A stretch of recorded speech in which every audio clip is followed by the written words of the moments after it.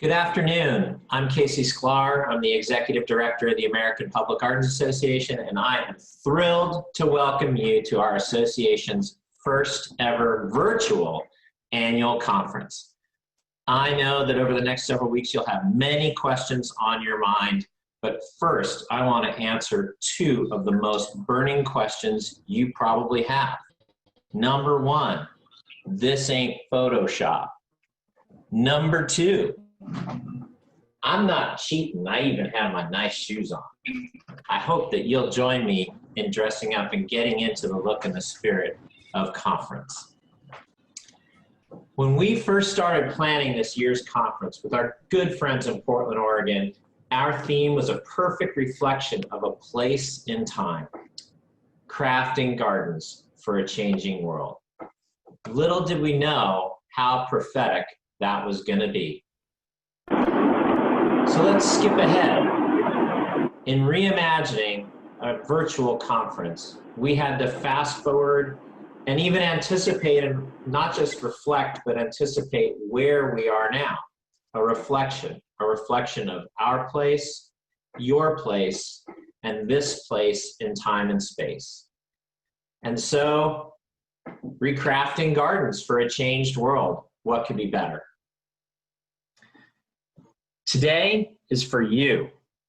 We wanted to make sure that you have access today free of charge, because we know that you, along with your garden, anywhere you are, you have had challenges over the last several months. And we just want to let you know that we love you and we support you. And we want you to feel a part of conference from beginning to end, but especially today, as much as we can, for you to just sit back and be one with our conference and the way it feels. Frankly, we couldn't do this without the generosity of our sponsors, the majority of whom have stayed on with us despite their own challenges to our entire industry to support you, our members. I really hope you look closely at them as providers who love our industry as much as you do. I want to give a special shout out to our 2020 virtual conference presenting partner, the United States Forest Service. And you'll hear more from them throughout the conference. They've just been the epitome of what a great partner means through thick and thin. And we just want to thank you, especially all of you who are USDA Forest Service personnel who are watching our virtual annual conference, many of whom are taking part for the first time. Today's free day for our members, however, has been made possible through one of our longtime preferred providers, BHS Insurance. Sharon, Kim Slager, who you'll hear from in a minute, and Jessica Duvall and the rest have just been incredible, especially throughout the last 3 months as a partner. Not just standing by us as we transitioned to a digital virtual format, but also freely sharing knowledge and wisdom that's helped and assisted all gardens on the path to reopening. Thank you, BHS. Thank you so much for all you do for us each and every day. And now, a message from our partners at BHS who'll share their story with you. Welcome to the 2020 Virtual American Public Gardens Conference. My name is Kim Slager, and on behalf of Sharon Van Loon, Jessica Duvall, and the entire Public Gardens team at BHS Insurance, we welcome you to the first ever virtual garden conference. BHS is proud to be an APGA preferred partner and conference sponsor for over 20 years. And while we would have preferred to meet you in person this year, we're so happy to meet with you virtually. At BHS, we are blessed to support gardens throughout the country with a proprietary insurance and risk management program.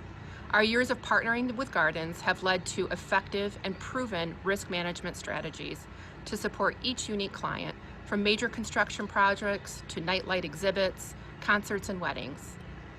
Risk by definition means a situation involving exposure to danger or harm. With new and changing opportunities that include varying risk, it is important to be well guided by an experienced team. Certainly these past few months have been challenging on many levels, including COVID risk, forced shutdowns, staff engagement and health concerns, and most recently the development and implementation of reopening strategies. Now more than ever, it is important to learn from our experience, implement best practices, and collaborate on our wins. Our years of experience focusing on the unique insurance needs of public gardens has led to key partnerships with national insurance companies who provide proprietary insurance and unique pricing strategies developed with gardens in mind. Additionally, our support with human resources, compliance, staff training, disruptive event management, and safety enable gardens to think beyond risk and insurance and focus on an overall strategy to grow and thrive. Thank you to the leadership of American Public Gardens Association for making this conference possible. Thank you to the executive directors for helping your teams navigate these changing waters. And thank you to each and every one of you for creating restorative spaces where we can continue to gather safely and heal. Enjoy your virtual time with colleagues and friends, and take time to reach out and make new connections. On behalf of all of us at BHS Insurance, thank you and enjoy the conference. As you know, challenges bring unforeseen opportunities. Connecting matters more than ever. And in a few minutes, we have a wonderful opening session coming up from Donna McGinnis, Marnie Conley, and a bunch of folks from other gardens to share how they have experienced the last several months. But we'll talk about that more in a minute. Just something that you want to note. In most of the series of presentations that you're going to experience throughout this conference, they're pre-recorded. Maybe I'm being pre-recorded right now. The reason we've done this is to mix presentations that are pre-recorded with live Q&A within it or immediately following it. And this provides you and the presenters with even more chances for interactive input throughout those sessions. You can log questions and answers, you can chat.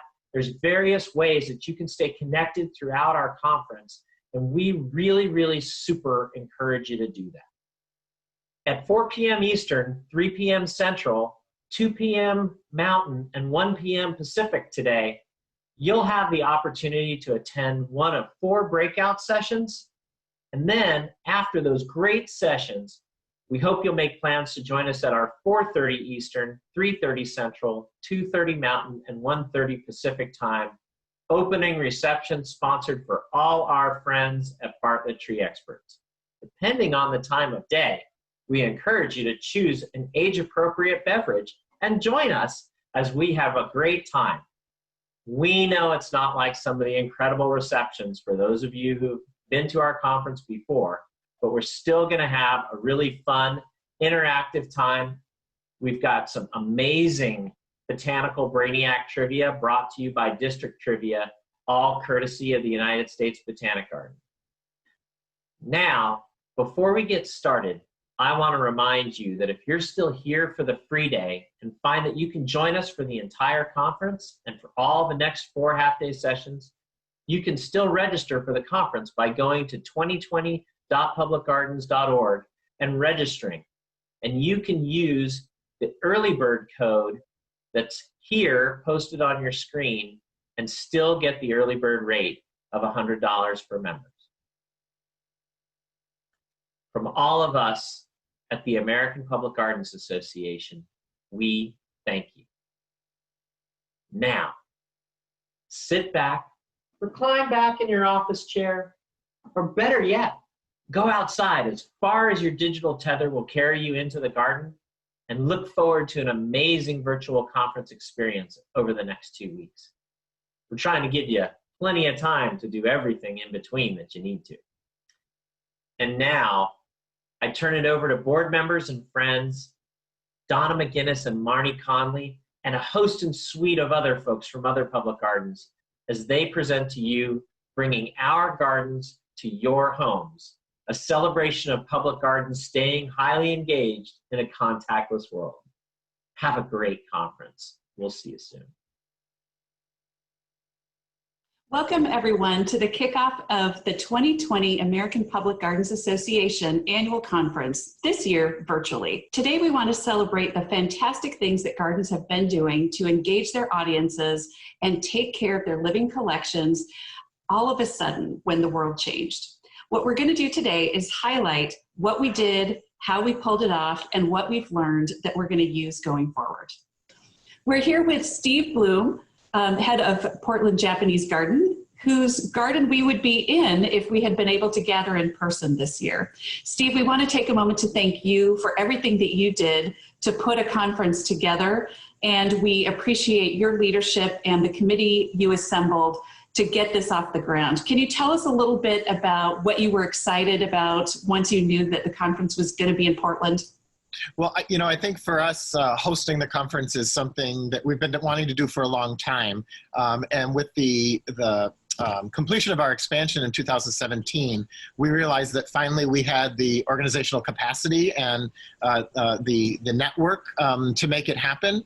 So we were really excited about being able to show off our new $37 million expansion of the garden. I think that was one of the things we were excited about. Could you tell us a bit about the leadership challenge of both having to deal with closure in your own garden and then looking at the potential that the conference couldn't happen as it was supposed to? How did you guide your team and your committee through that? Sure. I think it was a great lesson in crisis management for all of us who run public gardens and who run nonprofit organizations across the country.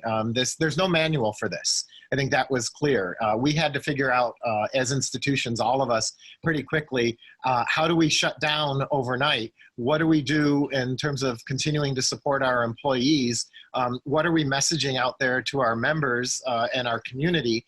And all of this being done in the context of significant loss of revenues overnight. And I think that the enormous task of managing all that was monumental, clearly. I'm really proud of my team to have to go through, and I think everyone will share this as well, is that it was stressful. There were moments of just great despair over what do we do and how do we move forward, and hoping we get the PPP loans and all of these things. But really the communities stepped up for many of us, and I think we're really grateful.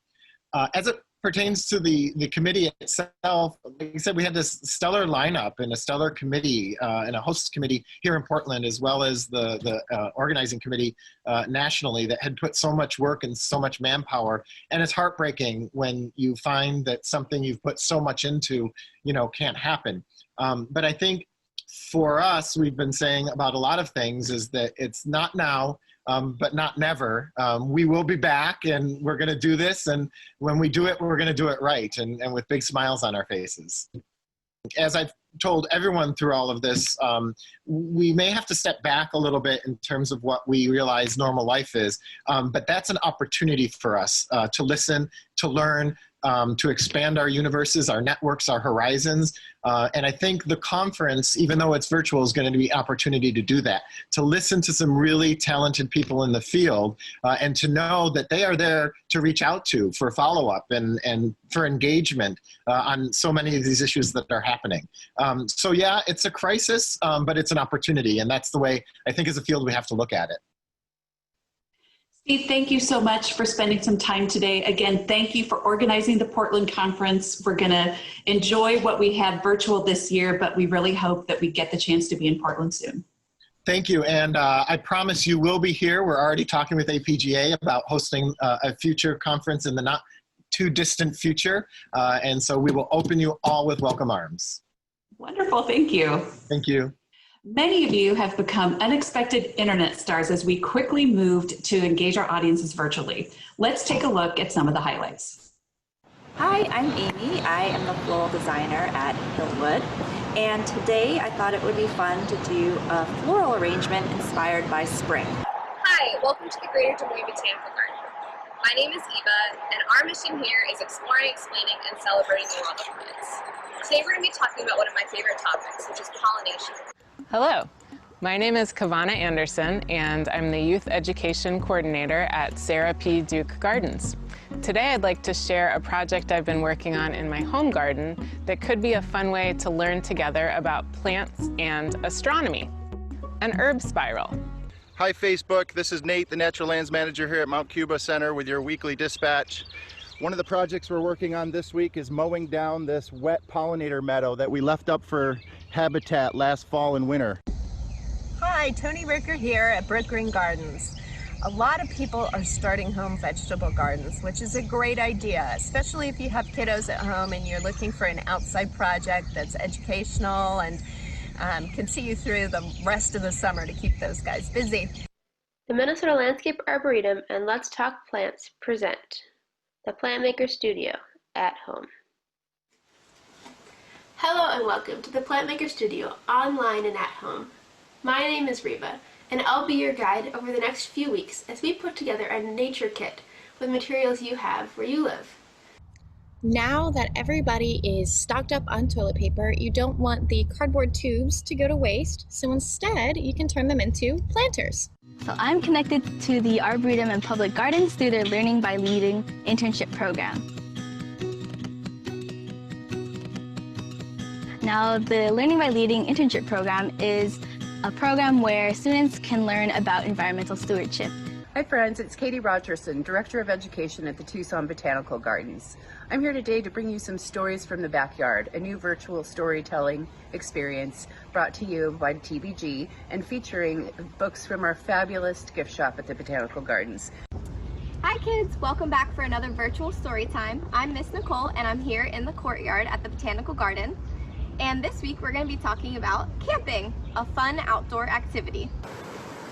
Hi Garden Yogis, Nicolette here at San Francisco Botanical Garden. I am joining you today for virtual yoga in the garden, and I'm in the Ancient Plant Garden today. The Bellevue Botanical Garden grounds are open, but facilities are closed, so we found a way to offer coffee to go. Hey, it's the Northwest after all. Hi, my name's Raylene Legate. I work at the Cornell Botanic Gardens. And this time of year, I'm doing Kids Discover the Trail program called Wildflower Exploration. The volunteers and I are usually in the third grade classrooms. And since we can't do it this year, I thought we'd try some homegrown variety out here for the introduction to the Wildflower program.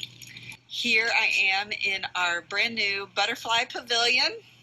I showed it once before. We are open now, and we actually have some visitors in here in the butterfly. I'm going to turn around. Hey, look at those guys.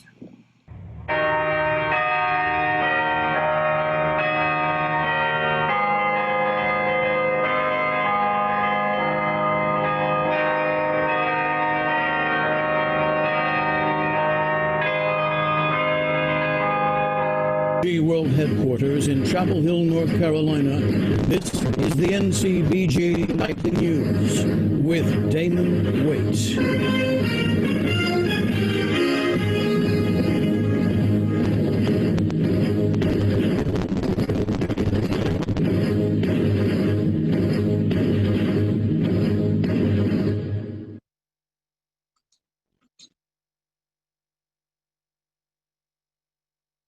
Tonight, the North Carolina Botanical Garden celebrates the Year of the Wildflower with the Carolina Moonlight Virtual Party.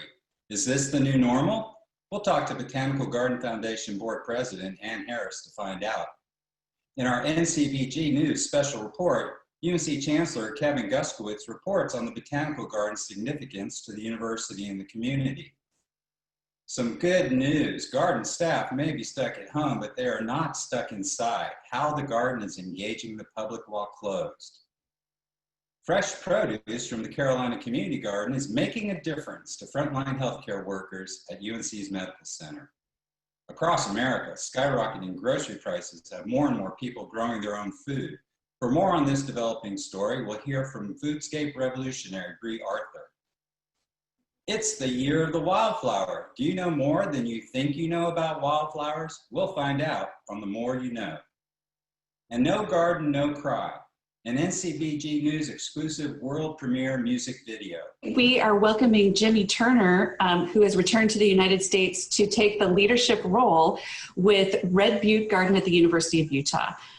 Jimmy has a particularly interesting story because he arrived at a very unique window of time to take this position. And came from Australia, which was having some of its own challenges for those of us that were following what was happening in terms of climate and natural disasters there, and has come to the U.S. at a very interesting time too. I'm not Australian by birth. Many of you know me, but I am from Texas, East Texas boy, farm raised. But after years at Dallas Arboretum, I had been the director of horticulture at the Royal Botanic Garden Sydney, which is also the Blue Mountains Botanic Garden, the Australian Botanic Garden, Centennial Parklands, Moore Park Golf Course, Fox Studios, quite a bit, really big piece of land. And, the Royal Botanic Garden Sydney, I love all of my botanic gardens there, and really, did not want to leave. But as director of horticulture there, I'd really done everything I had gone to do there. There really wasn't much more opportunity for change or to build more, do more, change more.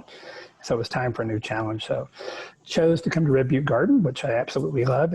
It's a 30-year-old garden, so it's at that perfect sweet spot to go from its, teenage, middle, early, 20s to its what is it going to be as an adult? What is it going to be like the Royal Botanic Gardens for the next 200 years? What are we going to hang our hat on? And it's just the perfect pivoting point for a new director, in my opinion. And the former director as well, Greg, who left the garden in wonderful status. But, in the last year, it's been an interesting ride. A lot of people say, well, there's been so much change this year. My partner and I have seen huge droughts in Australia, which, affected everybody in Australia, followed by fire, which is the most scary thing if you've not lived in a climate where you look out your windows for days on end and can't see out your window. There's that much smoke. If there's not a fire within 100 miles of you, it's just the whole continent was horrible. Followed by floods. Then we chose to move during a pandemic, which I don't highly recommend. Landed in Salt Lake City on Friday, March the 13th. Got a text when we landed. Congratulations, welcome to Utah. The garden is now officially shut due to COVID. So that was my first bit of conversation with somebody. The next day we go to the airport to pick up our cats, which moved back from Australia with us, which nearly froze to death in transit. That was a fun bit of added thing. 3 days later, we had an earthquake. Never been to one. Don't recommend earthquakes. We'll never choose to live in earthquake land again. People in California, move now. Don't want another one of those.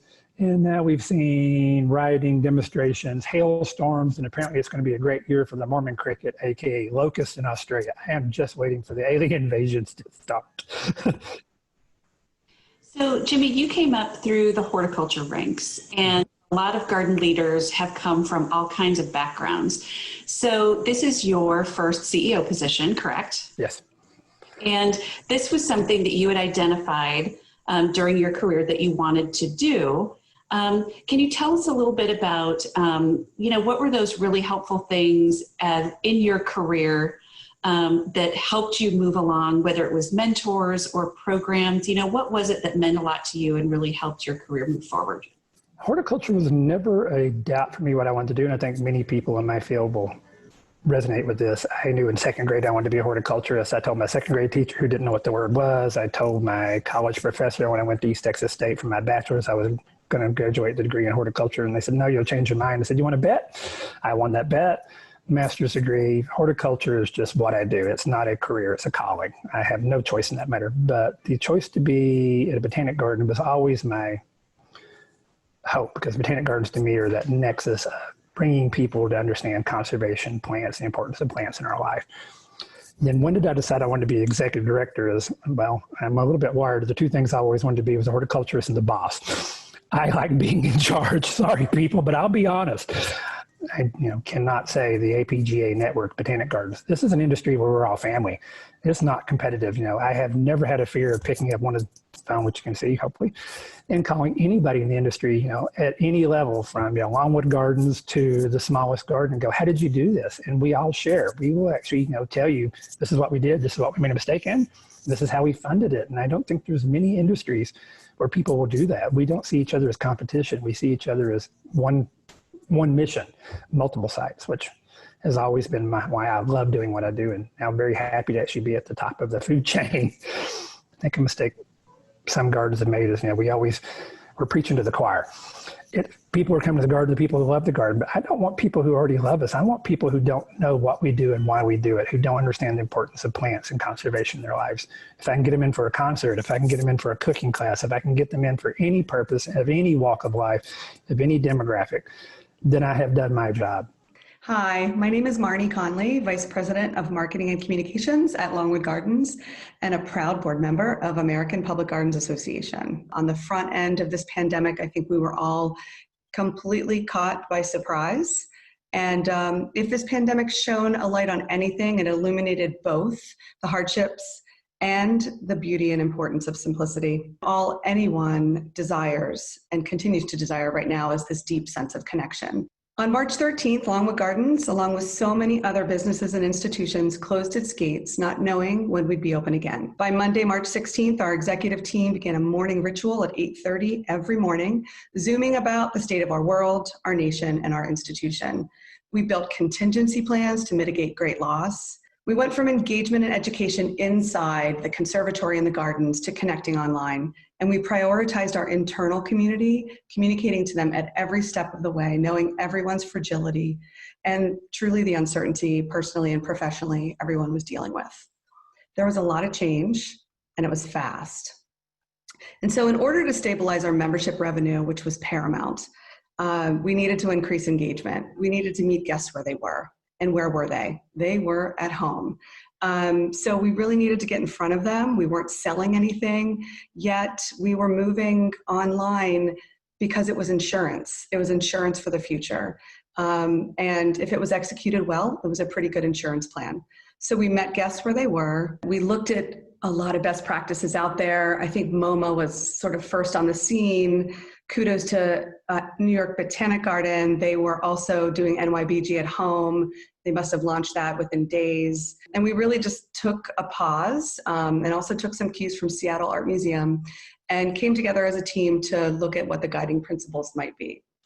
Obviously, we're about beauty. All of our gardens are, especially Longwood Gardens. That is sort of fundamental to our interpretive strategy. So we want to share beauty. We also wanted to elevate our mission tenets and really embrace our interpretive framework. We are all about providing access to all and limiting barriers through online methods. And this was the one way we could do it. One of the things that was really different for us is that we produced content that was relevant, but we produced it in the moment. We had to really embrace this freer production value. That didn't come easily for us, but it actually was really freeing in the end. And we've loved the content that we've been producing in-house.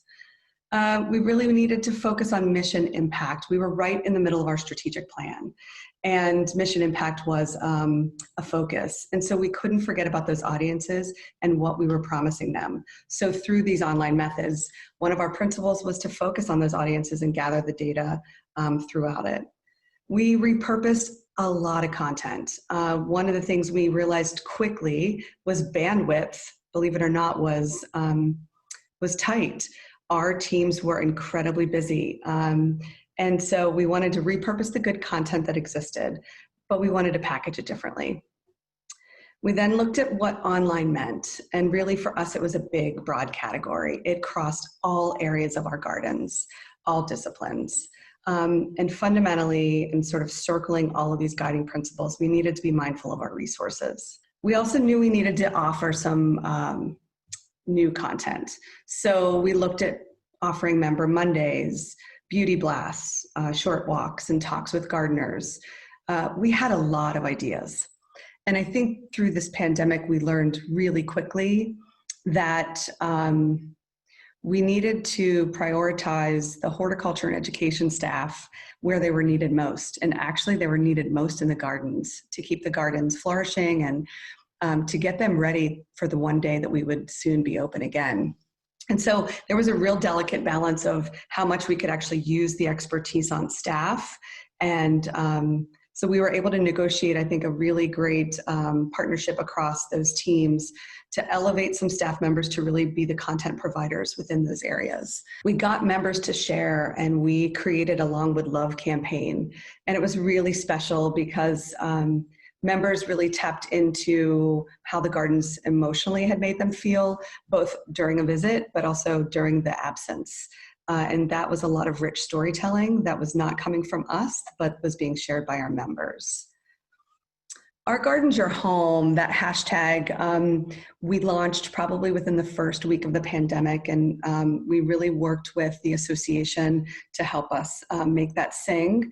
We wanted it to be a clearinghouse for a lot of public gardens to use, and we were hoping that this could sort of be a groundswell of public garden industry coming together during this pandemic.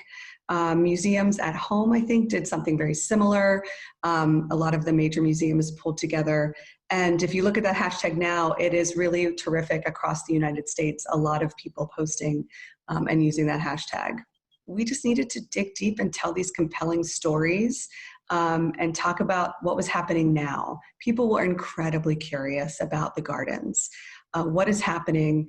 What are the gardeners doing right now? Oh my goodness, those tulips, how could you possibly compost those? Please tell us what's going on. So we really did an in-depth look and quite a transparent look at our gardens. And there was a series of 4 blogs as well as interim blog postings. And then finally, this sort of a new home for engagement. Our Gardens Your Home is not just the online engagement strategy, but it was one of a few things that we did. And it became sort of this portal or this hub that we use to engage with people. So our collective charge, and I know the Morton Arboretum shared similar stories in other gardens. How do we do all of this? So it's early March, it's late March, and I think we're all stunned on how we keep our gardens communities activated. And they really want to hear from the experts, not always from the marketing team. So we built a cross-departmental team. And again, many gardens use this same style and philosophy of how to band together good content. But we built this cross-departmental team to collaborate across the gardens. And it was 23 people. And at first we thought that was really large, but 23 people on Zoom who are highly passionate and active really ended up being probably the most fun I would have every week, listening to their ideas and sharing, and who would go and do something. You know, we'd have a performing arts tech that was ready to dive into video. So he was off and running with another colleague. We had an interpretive manager who was running off working with Google museums, putting an online exhibit together, which we hope will launch soon. So it was really sort of all hands on deck, and however we could get it done, we would. And there was really a purposeful strategy behind it. And new and returning guests are really grateful for moments of simplicity, for beauty and authenticity. So speaking of simple, beautiful, and authentic, one of the things that we did midway through the pandemic was come up with a creative idea to show our thanks to the community. There was just a lot of conversation about the beauty of gardens and what we bring to our community and how people really wanted to get into those gardens. And so our team pulled together a beautiful luminaria display that said thank you. And we really wanted to speak to everyone on the front lines to thank them for what they're doing for all of us and our communities.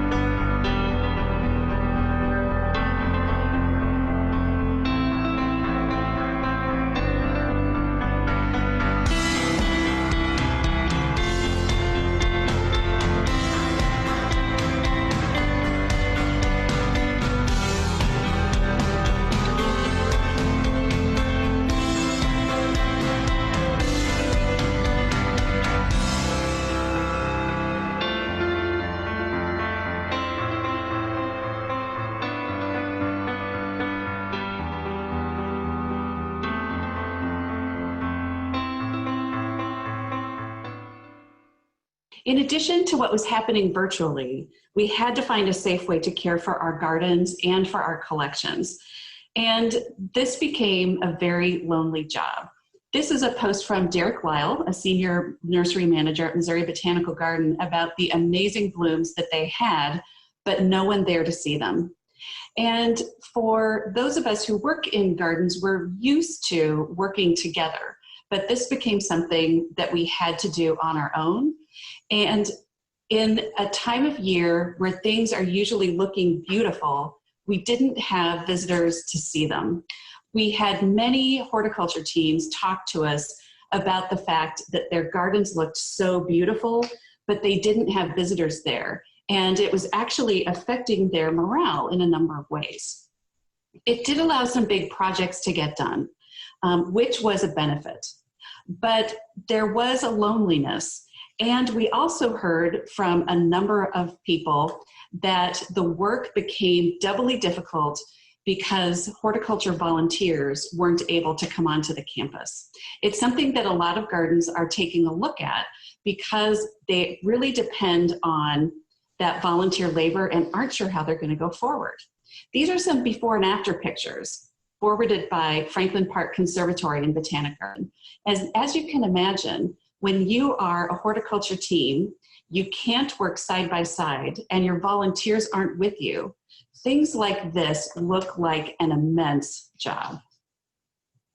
Because the goal is to get it to look perfect, but getting there alone sometimes was a little bit disconcerting.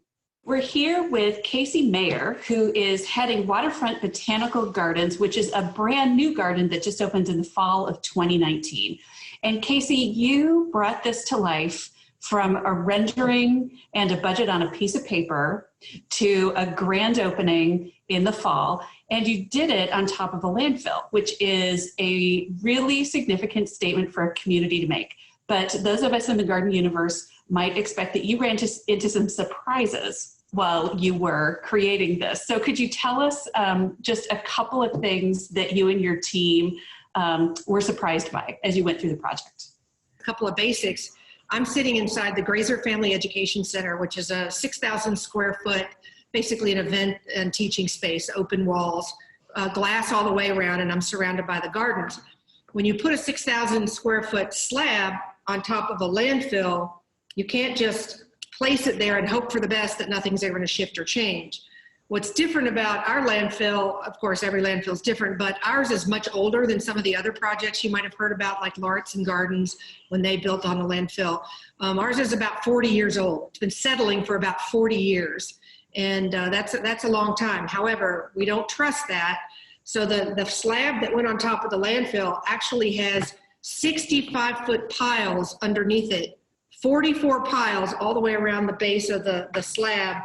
And they're 65 feet, which means they go 30 feet through the landfill, that's how tall it is, and 35 feet into the ground below. So if the landfill ever shifted, the slab would be stable. So anything that we build that has weight, or we have a water wall that you can kind of see in the image behind me here, that had to have piles, not 65 feet, but to help stabilize, in case the landfill shifts. So tell us about what it was like for you when you finally got to open it this fall. Yeah, so when I joined the organization back in 2013, it was an idea, it was a glimmer. There was an original donation of 1.5 million, but no master plan, and I think they had 100,000 in the bank. In 2014, we unveiled the master plan, and since then been raising money, and we're almost at 17 million toward the project so far that we've raised. So that allowed us, in 2017, we cleared the site, began construction in 18, and then opened with this first building in early October last year of 2019. We had about 600 people on site to celebrate and had a ribbon cutting because the family that sponsored the building, unfortunately, both parents died during construction 2 weeks apart from each other, which was really sad, but it's a large family and they were all here, and tears and all those things, and got to do the ribbon cutting on the building.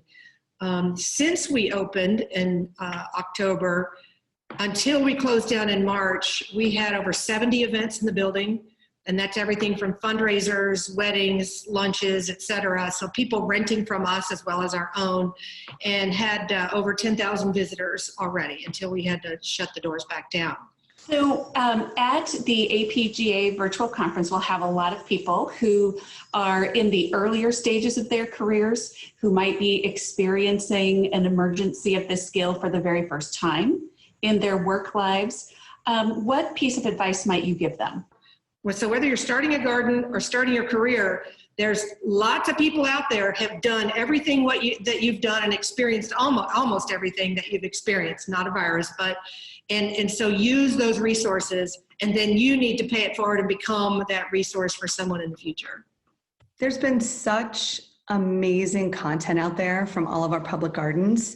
So Donna and I decided to put together a little alphabet soup for all of you from A to Z, Gardens Gone Virtual. And I can't be more proud of the industry that we're in, both of us, and to see all the creative ideas, how nimble everybody was, how gritty and how much we all stretched during this time was really just something that I think we'll always remember from some really difficult times for our institutions. Leave it to Arnold Arboretum at Harvard University to launch tree mobs, given by staff and visiting scholars with an international attendance. Life bloomed on in Atlanta with millions of impressions and content galore. Outside of Seattle, Bloedel Reserve asked people to stroll at home and discover nature's delights, while Bach Tower Gardens encouraged families to get together, stay together, be outside. At Brook Green Gardens, they embraced the mask in a lot of different ways. And California Botanic Gardens, formerly known as Rancho Santa Ana Botanic Garden, had a relaunch planned for March 28th. And they used the shutdown to install their new signs with their new name, and all heartily installed by their skeleton crew. Cornell Botanic Gardens engaged and educated without setting foot on the grounds. Essential staff helped out, snapped cell phone shots of spring blooms, and even themselves. Everyone became a celebrity. At Filoli in beautiful Woodside, California, love is always in the air, and COVID certainly didn't stop that. Fort Worth staff had outdoor meetings, socially distanced, of course, and even Bella the begonia was found washing her hands for more than 20 seconds. On the grounds of Franklin Park Conservatory in Ohio, everyone could be found getting the gardens ready, and they freely shared their progress with the social community. At Greater Des Moines Botanical Garden, they dove into online content such as explore pollination, vanilla orchid pollination. They even offered a drive-by garden tour and a scavenger hunt. DC's Hillwood Estate Museum and Gardens turned the clock back to 1969 when life was oh so much simpler. And then they got current with some tulip arranging and spring florals available in your own backyard. At Key West Tropical Forest, virtual story times to citizen science they took to the virtual streets. Lady Bird Johnson Wildflower Center offered virtual classes like gardening for wildlife and summer care for native plants to sold-out crowds. While Lakeview Cemetery offered four-legged furry friends and their humans an abundance of fresh air during isolation. In Omaha, Lauritzen Gardens launched pollination investigation, so guests online and on site now can find the forces that flower our world. Have you ever seen the Stanley Cups set atop a water platter? Well, you can or could at Missouri Botanic Garden online. And by the way, I have a really hard time with this because I'm a Pittsburgh Penguins fan. The Morton Arboretum quickly galvanized an online education and engagement task force in-house to build out learning in place, a webpage to house all new and existing content, easy to find and rich to dive into. Mount Cuba Center, our neighbor and friend in Delaware, had staff demonstrating mask wearing while expressing their gratitude. And many guests on Facebook tuned into Nate's Natural Lands Dispatches, which was a series. Naples boosted staff morale with fun videos. They shared online educational content that they gave to their social communities, and they even gave a dog's eye view of the garden. Pandemic meets dog meets GoPro. The National Tropical Botanical Garden, both at the Kampong and a McBride Garden in Kauai, let people of all ages just be in the gardens, happy to stroll through them, smiling with their eyes. North Carolina Botanical Gardens hosted a virtual fundraising event called the Carolina Moonlight Virtual Party with special guests. They yielded 371 attendees and raised $60,000. Can it be that San Antonio planned their 40th anniversary celebration around their much anticipated opening after the COVID closure? There were so many reasons to celebrate on that day, and while closed, their social following couldn't have been stronger. San Diego Botanic Garden posted, "The garden is where you take the time in your life to tune in and to listen. It just takes being still long enough, opening your heart, opening your spirit up to what the plants have to tell you." Lots of inspiration to be found on their social channels. In San Francisco, a lively discussion online entitled "The Earth in Her Hands" with author Jennifer Jewell and guests gave guests a way to stay connected to more than just the gardens, but our earth. South Coast is changing things up a bit now that their social following is increasing and their on-site attendance is too. With dog walking hours now and extended hours, more people are enjoying their blooms. Tower Hill in Massachusetts gave back to the community during these really difficult times and delivered hundreds of tulips and daffodils to local hospitals. While Tucson Botanical Gardens offered virtual story times and a concert series that left hundreds happy and fulfilled like only the arts can do. And lastly, because we didn't have a garden that ended in Z, we are ending these shorts with UC Davis. They had 130 students in their Learning by Leading student leadership development program during the fall and winter. When the lockdown happened in March, they had 2 weeks to turn the entire internship virtual, and they had so much success. So I guess if there was a moral to this story, sure, it's about strategy, have a plan, have a solid direction, but basically keep on connecting, because you never know when you'll inspire someone and they'll become lifelong garden lovers. May we all have hope, and may we all continue to share our gardens with the world as freely, as beautifully, and as simply as you've just seen today.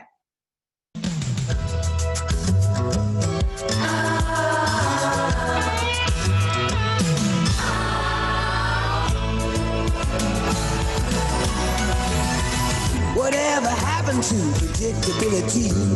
The milkman, the paperboy, evening TV. Did I get delivered here? Somebody tell me, please. So what's confusing me? Flowers mean as you ever see, and a bird knows you're true.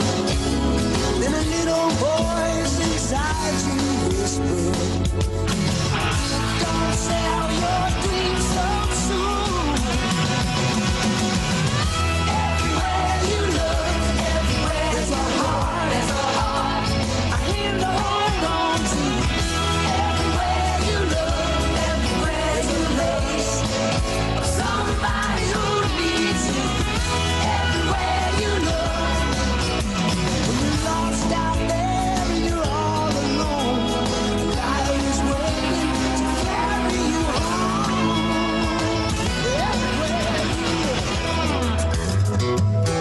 Everywhere you look, everywhere you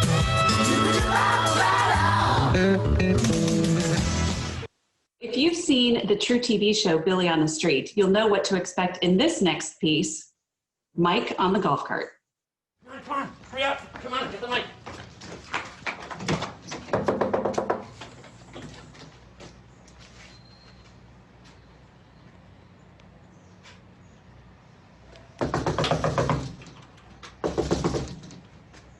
Is anybody home?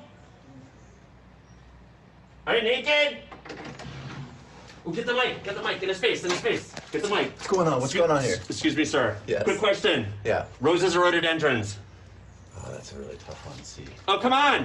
For $1, roses or rhododendrons? Roses. Right answer. There you go.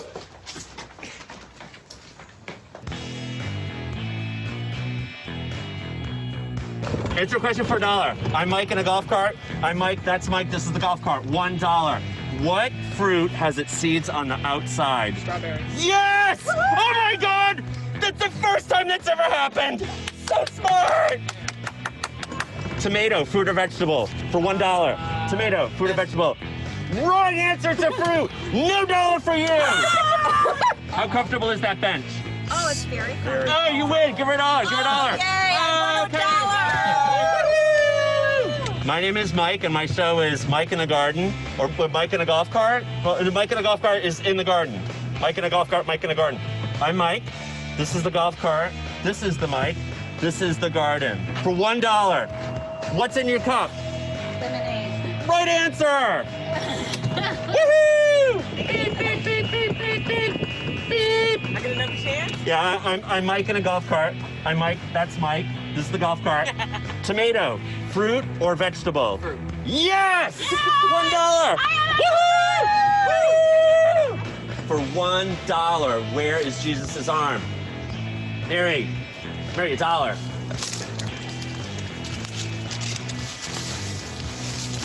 Mary, come on, hold the stick. Hold the stick, hold the stick.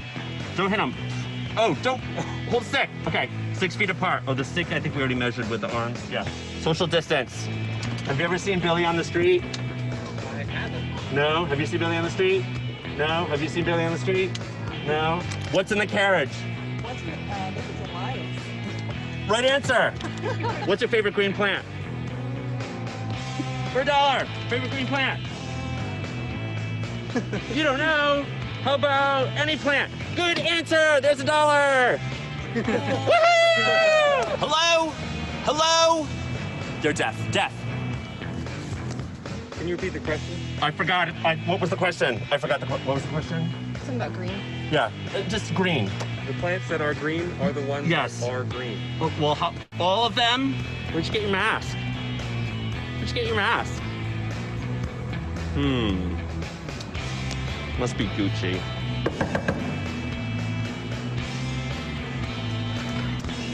There's nobody in here. Are all these kids yours? Yeah, two of us? Yeah, ours. Yeah, they're both yours. Yeah. Equally. Yes. Like 1.5 each. Exactly. Perfect. Ladies, here's $1. Bye. Bye. What's your favorite plant? That hydrangea right there. What? It's beautiful. Beautiful color. Look at that blue. Beauty's in the eye of the beholder, and you're blind. I am. So, what made you want to come here? Strong, silent type, are we? Oh my God! Stop! Put your mask on. Do I get $1? What? Here, this is very No. You have to answer my question first. Okay. For $1, what is the name of your golf cart? The guest service. Wrong answer. No. Wrong answer. No. No. Don't hit her with the mic. Yeah, don't hit me Don't hit her with with the the mic. mic. Okay. Roses or rhododendrons? Roses. Right answer. Bye. Bye. Okay, what's this? Pine straw. Why does it smell like pine? Because it came from the pine tree. Oh, smarty pants. We got a smarty pants here. Is that map upside down or right side up?